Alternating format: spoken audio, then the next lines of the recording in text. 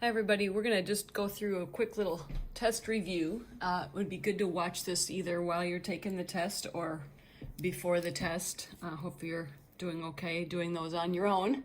You're doing a great job so far, but this little, I just made this up. You should have this in your packet. These are kind of questions you'll see on the test, and you can compare this to that. So if this is a bell curve and I wanna put these z-scores on the curve somewhere, just kind of to scale, sort of to scale, the z equals 0 would be right here in the middle, right? 2.1 would be kind of way over here. Negative would be to the left of 0, so how about here? And then negative 0.56 would be about there. So that's placing those on the z. Remember that we have 0 in the middle, we go up 1, 2, 3 about, and then we go down 1, 2, 3. Negative to the left, positive to the right. This one I'm just going to do a quick work with second verse number 2 with a below, above, and a between. Those are kind of, you'll see each of those. ACT scores are normal with a mean. Remember, this is the mean, 24, deviation 3. What percent of the students? So when I ask for what percent, we're using that second vars button number 2 for these 3 problems. Anytime we want to find a percent. So what percent are below 19? If you drew a quick little picture, you're talking that direction. I need a z-score for 19. So 19 minus 24 divided by 3 gives me a z-score of negative 1.66. And then because I want the left end, remember we go to our calculator to that normal CDF button, number 2. And we would put in a negative 99 and then a negative 1.66. Negative 99 is just a big number we pick over there because we have to give our calculator 2 numbers. So remember, I go to that second vars, and then it's number 2, negative 99 comma negative 1.66. And so my answer is a percent. It's about 5%, 4 or 5%. Either decimal or as a percent doesn't matter, but there's my answer there. Which should make sense. If the average is 24, below 19 isn't going to be very many people. Above 29 is the upper end, so I want something that way. I would need to get a z-score for 29. So 29 minus 24 divided by 3 is a positive 1.66. So this time when I go to my calculator, I'm going to go 1.66 and a 99.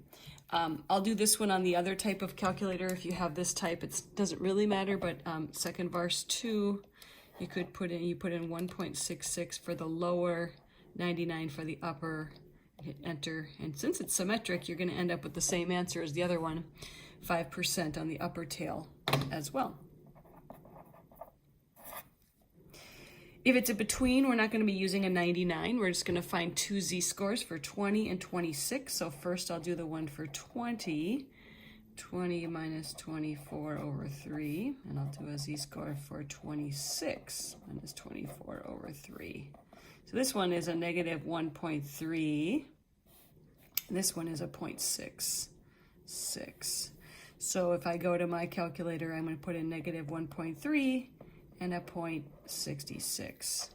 No 99s, you need 2 numbers, second vars 2, negative 1.3 and a 0.66, which gives me about 65% between those 2.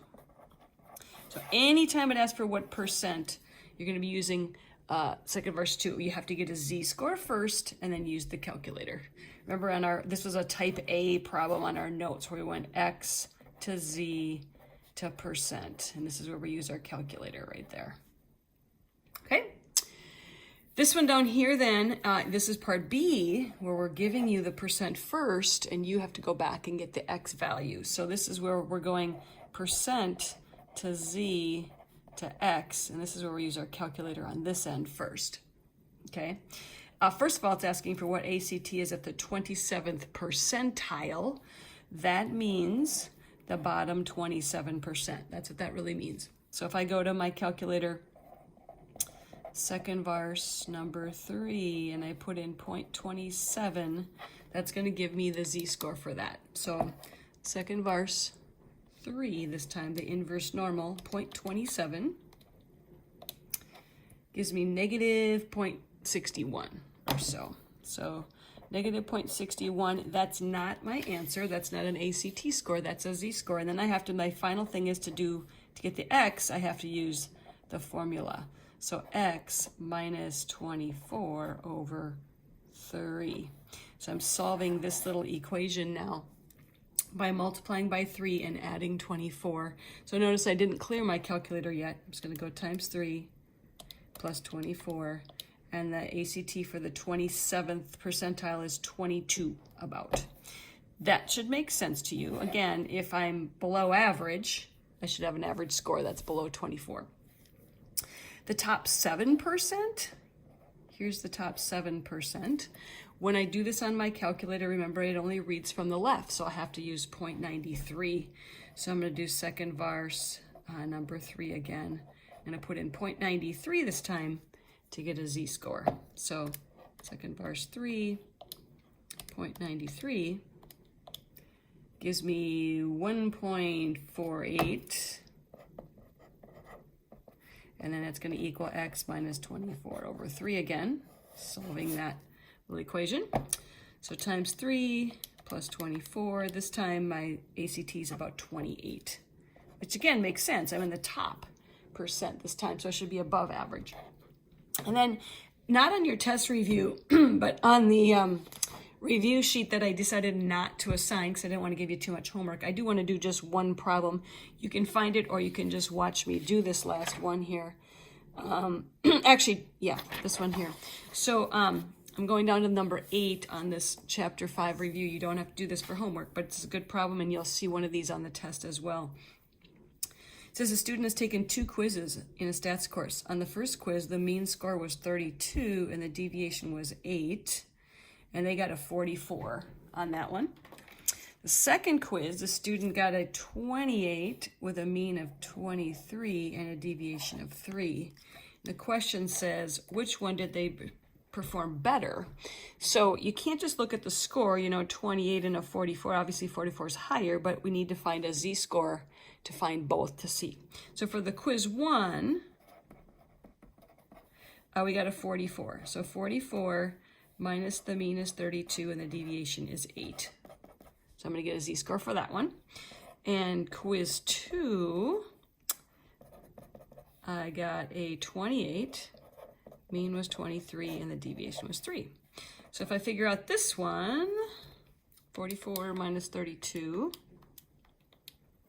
is 1.5. And then this one is 1.66. So the student did better on quiz 2 because if you remember how that bell curve works, here's 1.5, here's 1.66. So it's a little bit better score. So you're doing a Z-score for both. Hopefully that should cover most of the topics or all the topics that are on your chapter 5 test. Good luck.